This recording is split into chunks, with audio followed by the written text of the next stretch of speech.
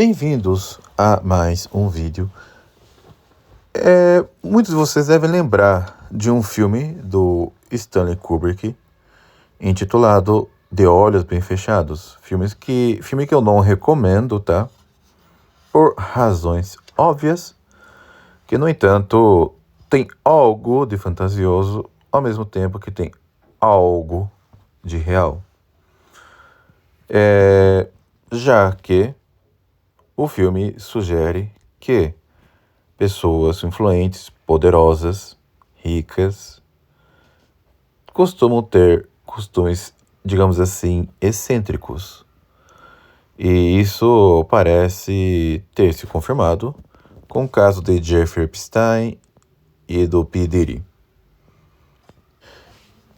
Bem, graças a esse filme e também a casos do Jeffrey Epstein, do P. Diddy e também certas fotografias de festas de famílias poderosas com fantasias esquisitas, nós acabamos alimentando a nossa imaginação com teorias da conspiração que associam os conspiradores a ritos iniciáticos, a orgias ritualísticas, sacrifícios de bebês, a Moloch e outras coisas mais. Aqui, meus amigos, não vou tratar de conjecturas fantasiosas ou possivelmente verdadeiras.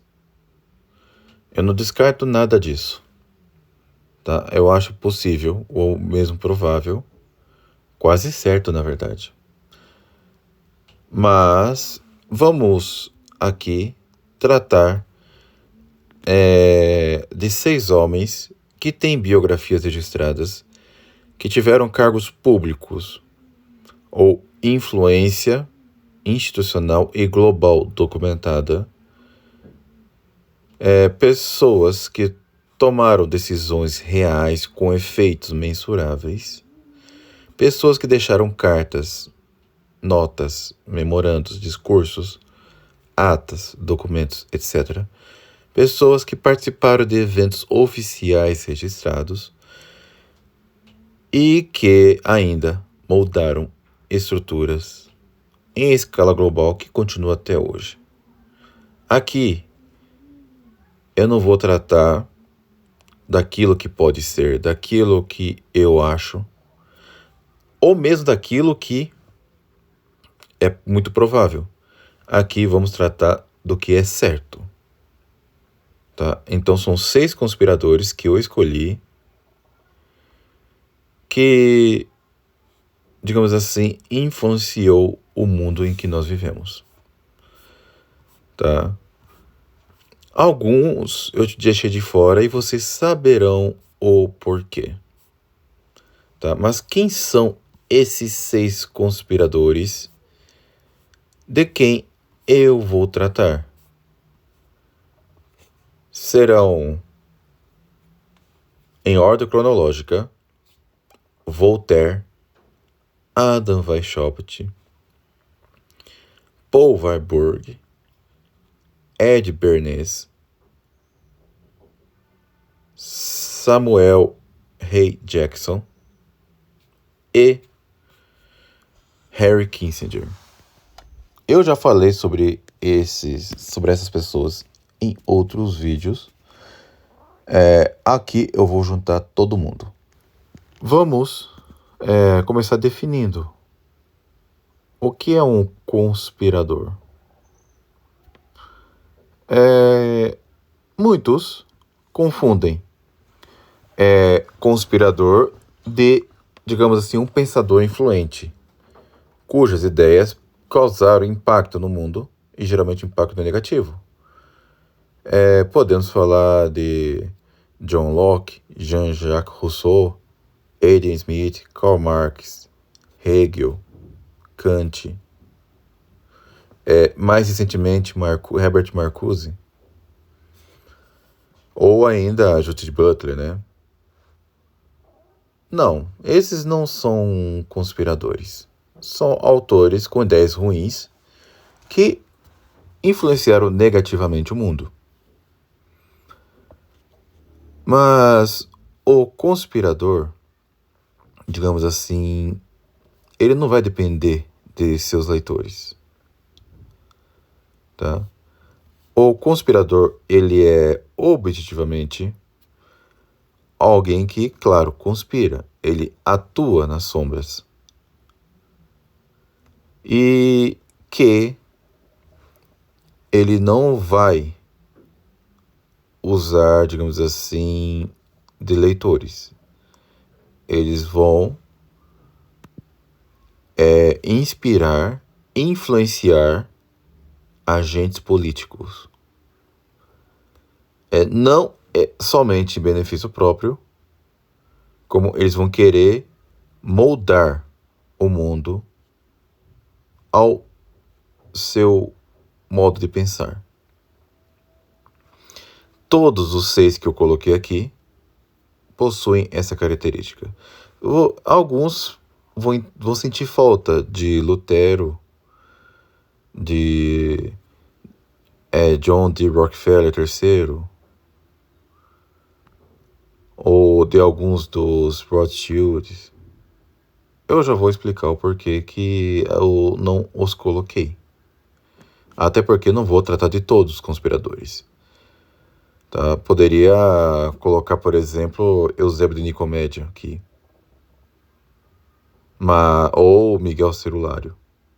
Mas eu vou preferir colocar esses agentes. Em suma, o mau filósofo, ele vai trabalhar mais em cima de ideias. Enquanto que conspiradores, eles vão tratar mais da ação, ainda que alguns deles sejam escritores. Como é o caso de Voltaire. Como é o caso do Henry Kissinger. Mas veremos que eles não ficaram apenas nisso. Então, dito isso, vamos começar pelo primeiro. François-Marie Arouet, mais conhecido como Voltaire. Voltaire tem essa carinha aí de simpático. E foi o primeiro conspirador moderno. Tá? Maçom, comprometido em destruir a igreja. Ele não se contentou apenas em escrever ensaios, tá? Em livros, manifestos. O Voltaire, ele, digamos assim, buscou, por esses meios, usando o seu talento que Deus lhe deu, de grande retórico, de grande prosador, de grande contista, para simplesmente destruir a igreja e obrar ativamente contra ela. Tá? Ele queria destruir a igreja, ele queria destruir a moral cristã, ele queria destruir a autoridade espiritual, ele queria destruir todas as influências medievais. Em suma, ele queria destruir a ordem tradicional católica. E em todas as suas cartas, ele escrevia Écrasez l'infâme, né? Esmagai a infame. E ele era muito irônico, tá? Também nos seus escritos. Então, qual era a tática dele? Ele escreveu muitas cartas e artigos anônimos. Tá? Ele também tinha uma boa renda, ele ajudava a financiar panfletos clandestinos, ficava espalhando boatos. Ele, digamos assim, é o pai das fake news, né, como dizem. Ele trabalhou em jornais e manipulava os jornais. E, claro, né, ajudava a coordenar ataques de reputação contra clérigos. e ficava também criando slogans. Voltaire, ele era simplesmente incansável na sua obra de destruição. Ele ajudou também a reunir muitos intelectuais ao seu redor para ajudar nessa obra, como, por exemplo, o D'Alembert, o Denis Diderot e Montesquieu e outros agentes mais.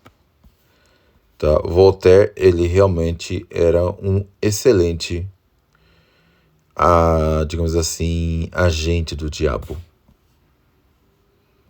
Tá?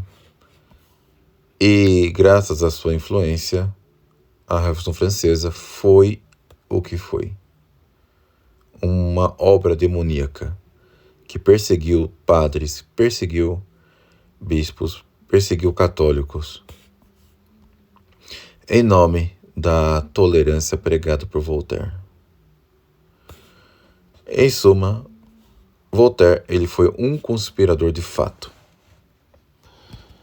Agora vamos para o nosso segundo conspirador, que é um discípulo de Voltaire, Adam Weishaupt, o fundador dos Illuminati. Ele é muito mencionado no livro A Conjuração Anticristã, de Monseigneur de Lacy, que é um livro que eu recomendo, inclusive. O problema do Adam Weishaupt é que ele foi, digamos assim, exagerado na sua empresa.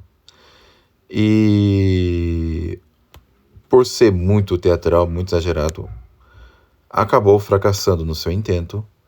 No entanto, seu espírito triunfou. Mas vamos explicar. Em 1776, Adam Weishaupt, ele fundou a Ordem dos Illuminati, né, na Baviera.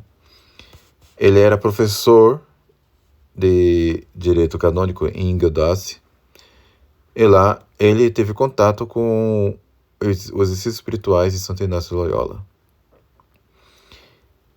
E despojando esse livro, né, dos elementos sobrenaturais, ele criou um método de subversão, né, para criar a sua ordem e assim ajudar a formar os homens do jeito que ele queria.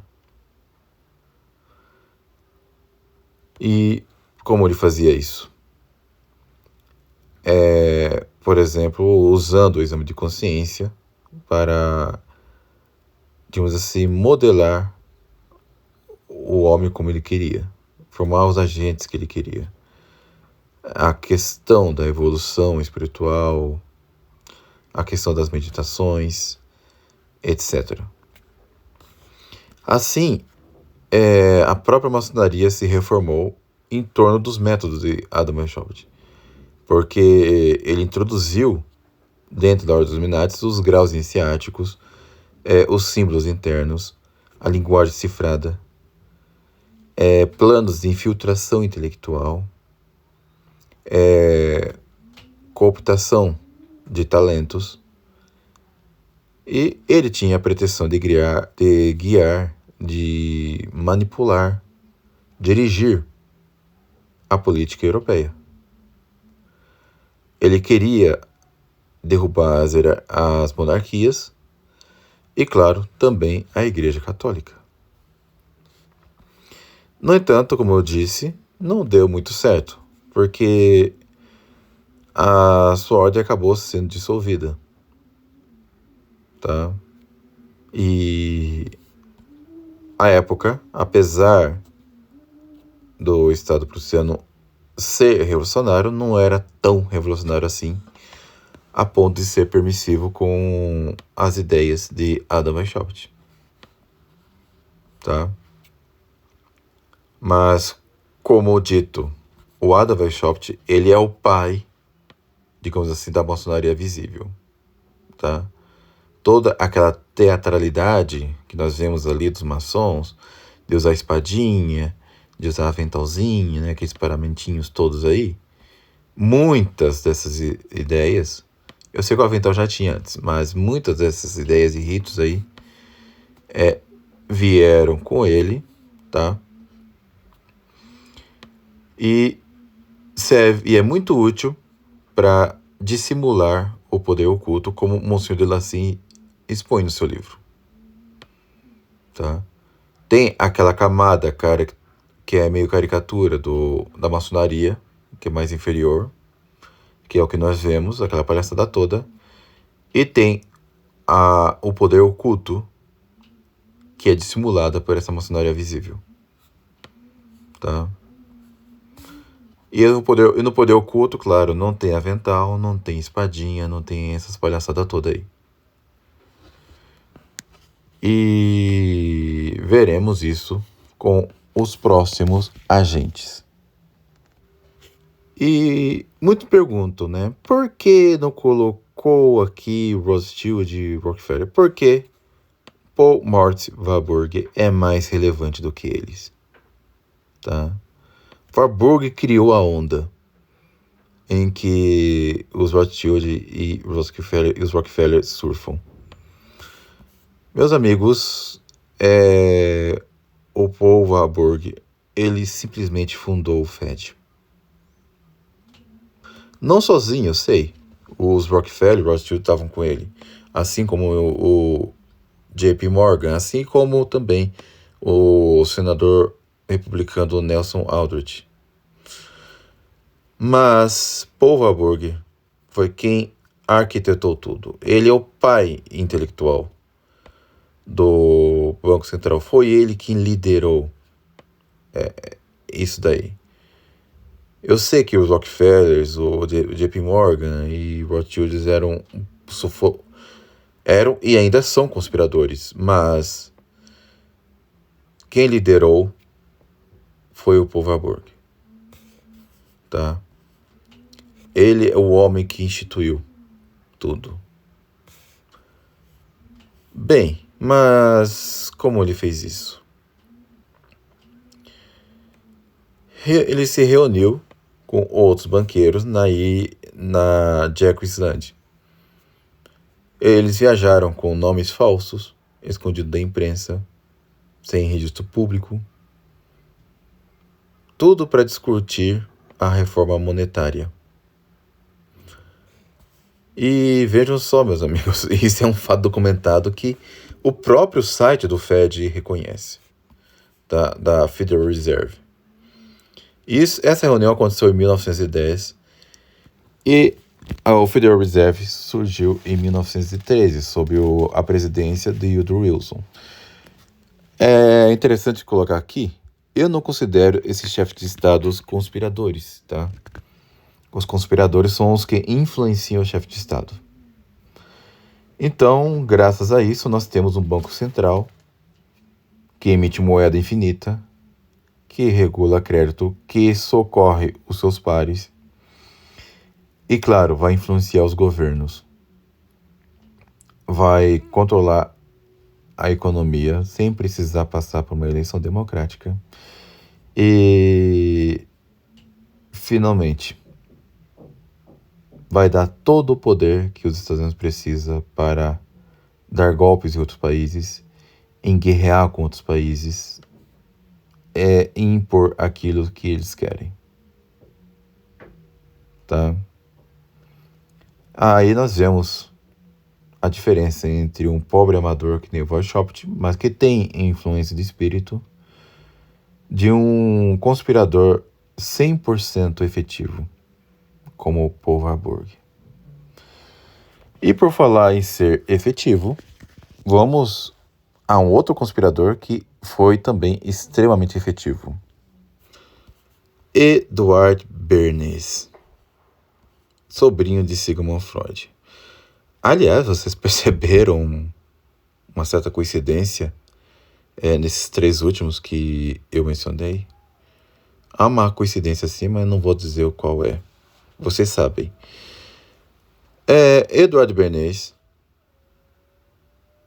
é a ponte entre a conspiração de Warburg com a conspiração dos próximos nomes. Vocês vão entender o porquê. Enquanto o Valborg ele conspirou para controlar a moeda e as finanças, Bernays ele foi mais eficiente e buscou manipular para controlar a mente e a vontade humanas. Tá? Ele está em um grau maior de conspiração. O Bernays ele descobriu que o homem carrega a mancha do pecado original. Em uma linguagem materialista, mas ele percebeu isso. Ele sabia que o homem é movido pela vaidade, pela insegurança, pelo desejo de pertencimento, pelo medo de rejeição, pela libido, pelo status, pelos impulsos, geralmente inconscientes. E buscou criar um método para controlar o homem a partir disso. Bernays percebeu que a propaganda de antes não era tão eficiente. Então, ele resolveu criar um novo método de psicologia, de psiquiatria, de psicanálise. Enquanto que o seu tio, Sigmund Freud, manipulava as pessoas individualmente, Bernays resolveu criar um modo de controlar as pessoas coletivamente, a partir da publicidade.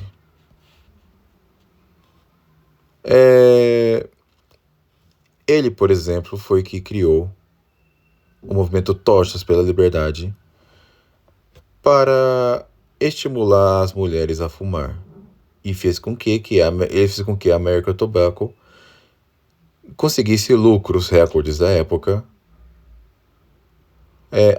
em plena Grande Depressão Americana, transformando o cigarro em símbolo de emancipação feminina. Depois, ele foi mais além. Ele consultou médicos e conseguiu simplesmente mudar, vejam só, o próprio café americano. Ele conseguiu aumentar a venda de ovos e bacon. A ideia de que o bacon e os ovos são café da manhã americano, na verdade, é uma ideia que surgiu com Bernays.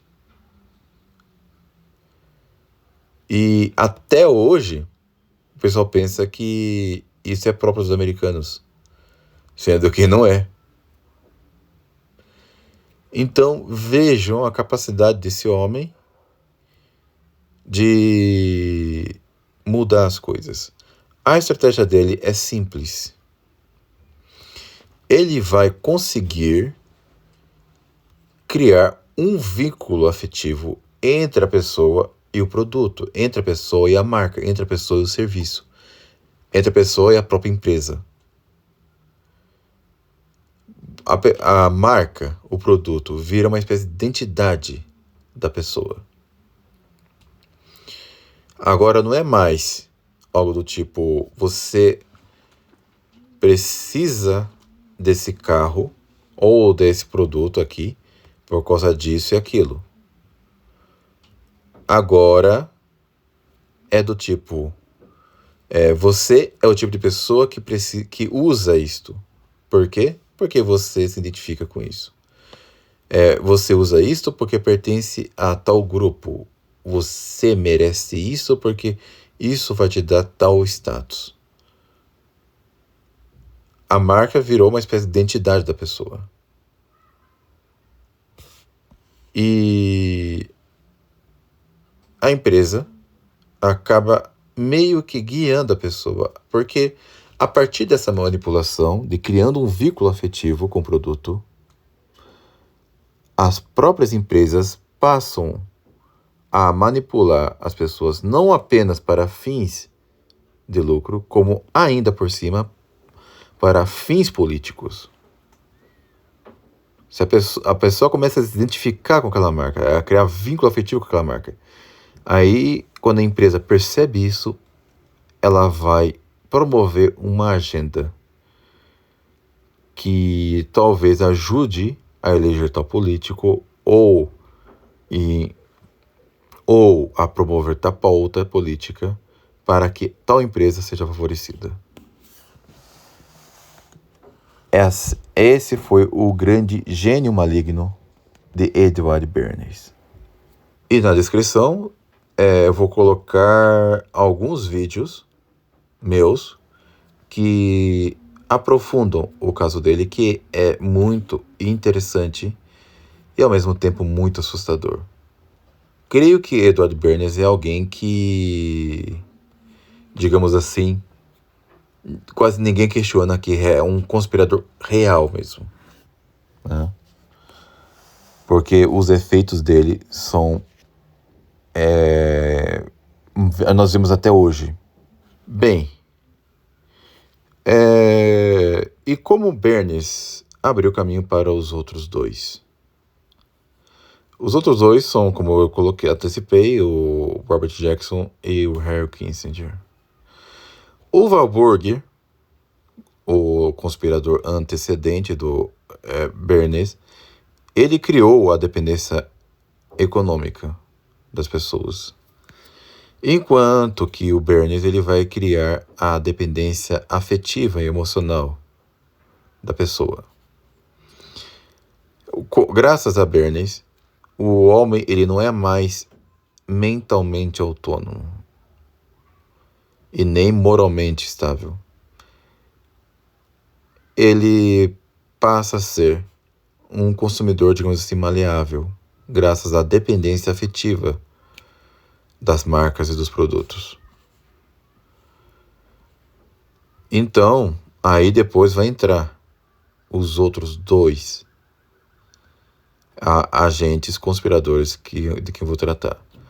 Porque o Robert Jackson, ele vai moldar a lei, o sistema jurídico mundial e vai dar todo o preparo necessário para que surja a nova ordem mundial tal como conhecemos.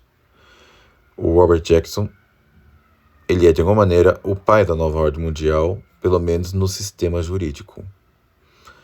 Harry Kissinger, se aproveitando disso, ele moldará o mundo geopoliticamente, se aproveitando daquilo que Bernays e Jackson deixaram. Dito isso, vamos para o nosso próximo conspirador. Samuel Hogwood Jackson. Hey, Robert Jackson, hein? Sem o senhor, não teríamos o neobigodistas e o neofascistas que nós temos hoje. E vocês vão entender o porquê. Mas esse não é o pior, tá? Isso não é o pior dele. O Robert Jackson, ele simplesmente moldou o direito, tal como era conhecido. Ele foi o cara do Tribunal de Nuremberg, em que julgou e puniu os bigodistas por seus crimes terríveis de racismo, antissemitismo e outros ismos mais. É o cara que salvou o mundo e fez justiça ao mundo. Correto? Não. Não foi isso que aconteceu. Pode ter acontecido em partes, né? Mas vamos explicar o que aconteceu. Um tribunal, ele costuma julgar fatos, tá?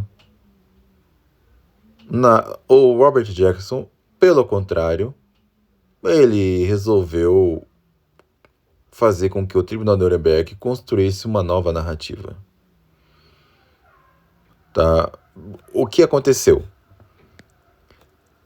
O pessoal do eixo, os bigodistas e os fascistas, foram completamente demonizados, criminalizados. jogados na lata do lixo da história, como algo tão perverso, mas tão perverso, que as outras cagadas foram justificadas e absolvidas. Ou até mesmo os seus fautores santificados. Tá? Os aliados foram santificados, digamos assim.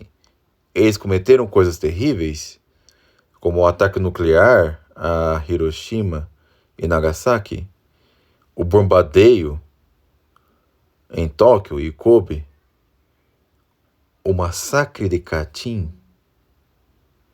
o Holodomor. Esses crimes aí contra a humanidade foram desculpados. Tá? Foram desculpados. Porque os bigodistas fizeram uma coisa tão feia, mas tão feia, que essas outras coisas aí pode deixar passar. Tá? E detalhe, o julgamento de Nuremberg, por mais que seja para punir os bigodistas, não tiveram, digamos assim, um direito que outros criminosos teriam um julgamento normal. Não houve defesa deles, porque os aliados julgaram praticamente como se fossem vítimas, juízes e testemunhas ao mesmo tempo. Parece até o modus operandi de certos alguém que nós vemos hoje. Eles fizeram justamente isso. Foi um julgamento 100% unilateral. Tá? E o pior,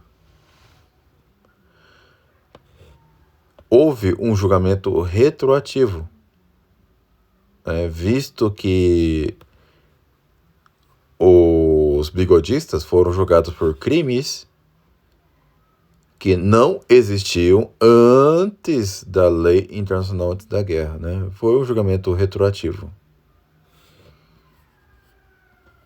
Então, qual é o efeito disso que o Robert Jackson fez?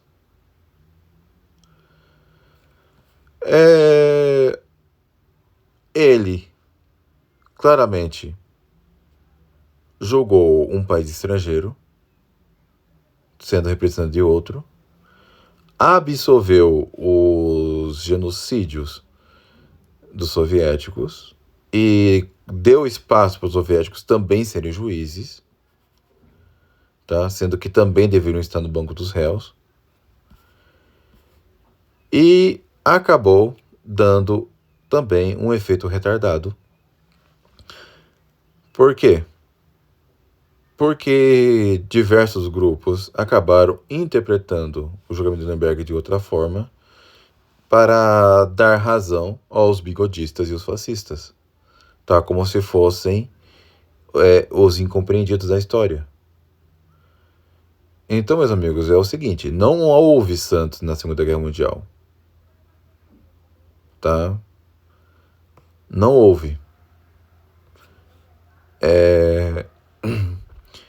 E o julgamento de Nuremberg foi um dos episódios mais infames da história. Tá? Um dos mais infames da história. Em que um tipo de crime é punido, mas o outro é absolvido por conta da relação com o outro.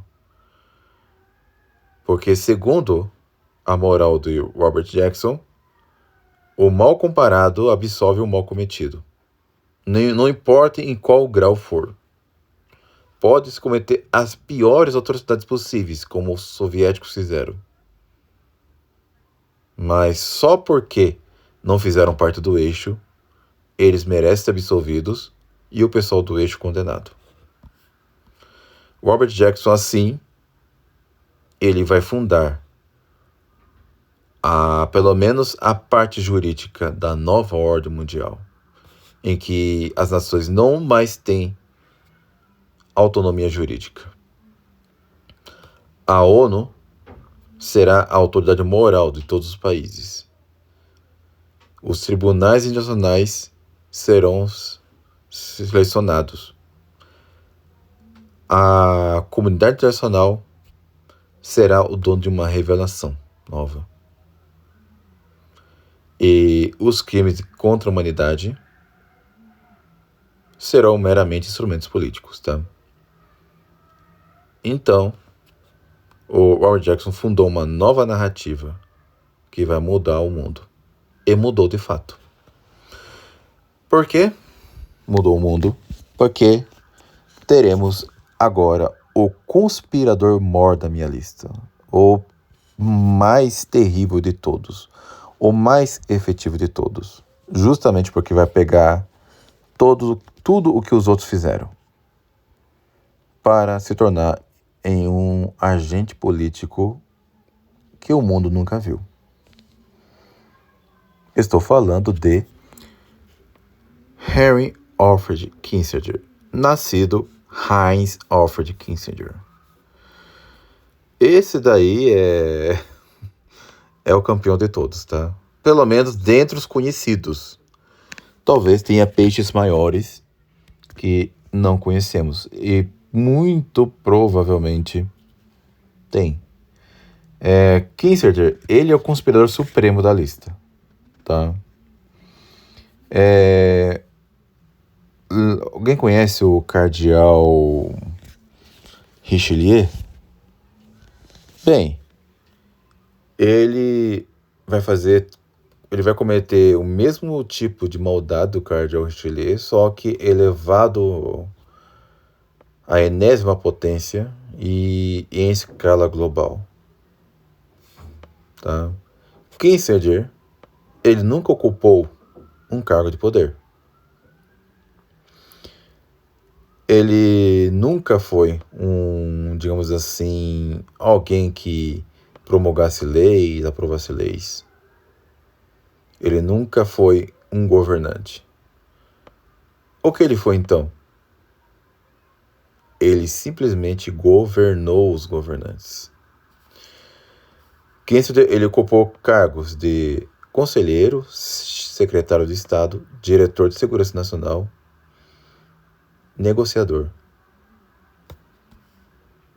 Podemos dizer que ele governou mais que qualquer presidente americano da história.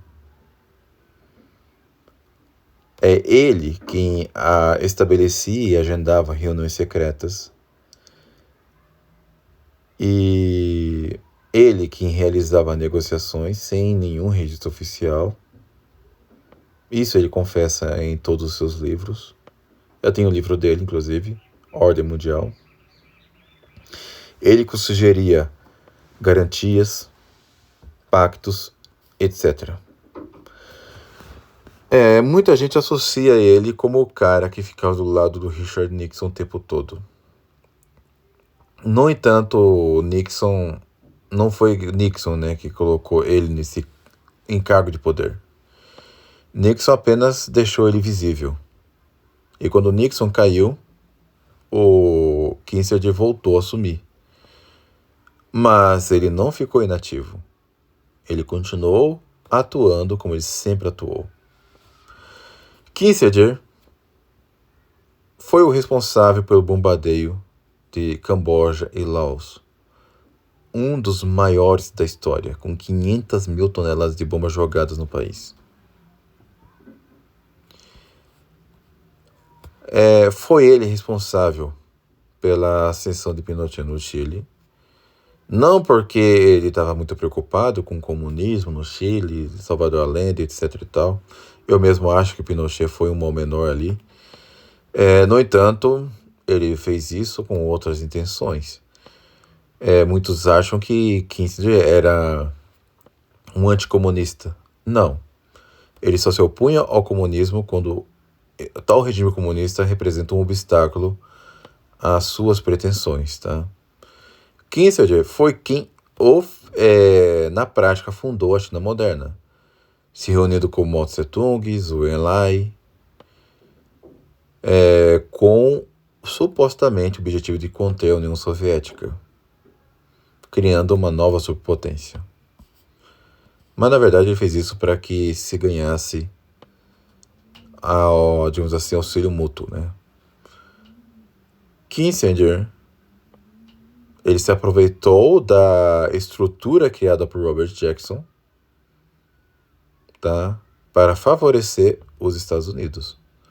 Porque com Robert Jackson, os Estados Unidos não podem ser julgados internacionalmente mais. Senão que é os Estados Unidos quem julga, tá? Kissinger se aproveitou dessa posição para sustentar e defender a narrativa de que os Estados Unidos deve ser a polícia do mundo. Lembrando, não estou falando de teoria da conspiração, estou falando de história da conspiração. De um conspirador que está confessando os seus próprios atos e achando que isso era bom, tá? Afinal, quem é Henry Kissinger, né? Kissinger não era comunista, não era capitalista, conservador só na sua vida privada. E quando o conservadorismo favorecia a situação geopolítica dos Estados Unidos. Ele era o que chama de real político, tá? Kissinger, ele não acreditava em moralidade, para ele é uma ilusão, tá? Para ele, o Estado são meros instrumentos e a população são meras estatística.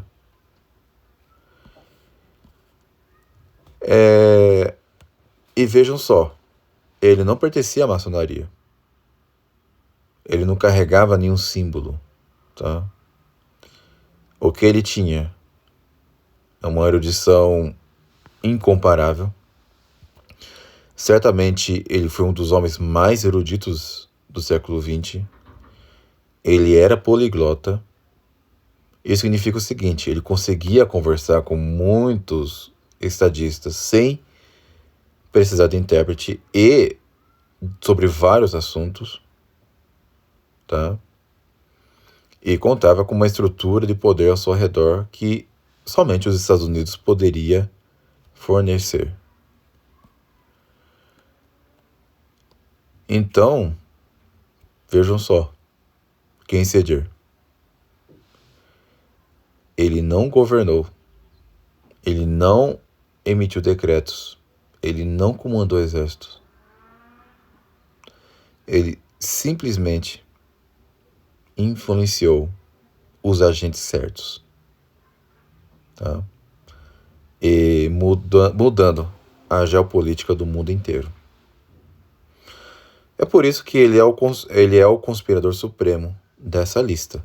Tem gentes maiores do que ele? Eu acredito que tem. Mas ele não vai aparecer. Kissinger conseguiu tudo isso porque ele era discreto. Então, como nós podemos fechar o vídeo aqui? Podemos elencar alguns conspiradores que não entraram na lista. Que poderiam entrar, mas eu omiti porque eles são mais pontuais, tá? E muitos deles não tinham a intenção de ter uma influência global como esses daí, de mudar a ordem mundial. Muitos deles foram conspiradores pontuais para conseguir benefício próprio ou conseguir mudar a realidade de certas localizações, tá? Podemos começar com Eusébio de Nicomédia. Ele foi o principal agente propagador do arianismo, mais do que o próprio Ário. Ele conspirou contra santos, como o Santo Atanásio, e influenciou imperadores romanos, em busca de favorecer a heresia ariana e, claro, ganhar vantagem. Outro conspirador que merece destaque é o Miguel Celulário, porque foi ele quem articulou todo o cisma do Oriente, tá? Que causou um impacto gigantesco, mas não necessariamente mudou a realidade geopolítica da época, tá? Temos também o Maquiavel. Maquiavel ele não era exatamente um conspirador, senão mestre dos futuros conspiradores modernos, inclusive dos que eu listei. Martinho Lutero, ele também foi um manipulador político, ele manipulou diversos nobres e buscou subverter a própria ordem católica da época. Alguns acham que foi com boa intenção, eu não penso assim. Mas bem, né? Temos o cardeal de Richelieu, que buscou favorecer os protestantes em oposição aos católicos por razões políticas da época. Tá? Talvez um dos piores, se não o pior cardeal da história da igreja. Também temos Antônio Gramsci, tá? Que plantou a semente do marxismo cultural e teorizou o modo do comunismo ascender ao poder por vias, digamos assim, mais democráticas e menos radicais. Isso vai influenciar também os pensadores da Escola de Frankfurt. Tá? No entanto, o seu impacto real foi mais local e também, como o Olavo de Carvalho demonstra, influenciou parte, né, da, digamos assim, da realidade política brasileira. No entanto, isso foi mais tardio, né? Algo que meio que escapou às intenções de Gramsci. E, bem, a minha intenção foi listar e expor os conspiradores mais modernos que fizeram o nosso século XX, que causaram impacto a ponto de criar uma nova ordem mundial que nós estamos vendo aí, tá? Então, meus amigos, conspiradores são isso. Eles não são como aparece no filme De Olhos Bem Fechados. Stanley Kubrick, ele não mostrou os conspiradores como eles realmente são, mas de maneira simbólica e diria que usando símbolos inapropriados, né? Diga-se de passagem. Moralmente não muito corretos. Claro, os conspiradores, eles podem ter esses costumes excêntricos. Eu até acho que muitos devem ter. No entanto, isso é uma parte acidental do problema. Tá? E, bem, ainda poderia falar do Thomas Kramer, Oliver Cromwell e outros mais. Mas isso ficará para outros vídeos no futuro. Tá bom, meus amigos? Considerem ajudar o canal, seguir-me nas redes sociais e tornar-se membro daqui. Então, meus amigos, encerro aqui. Fique com Deus e até um próximo vídeo, se Deus quiser.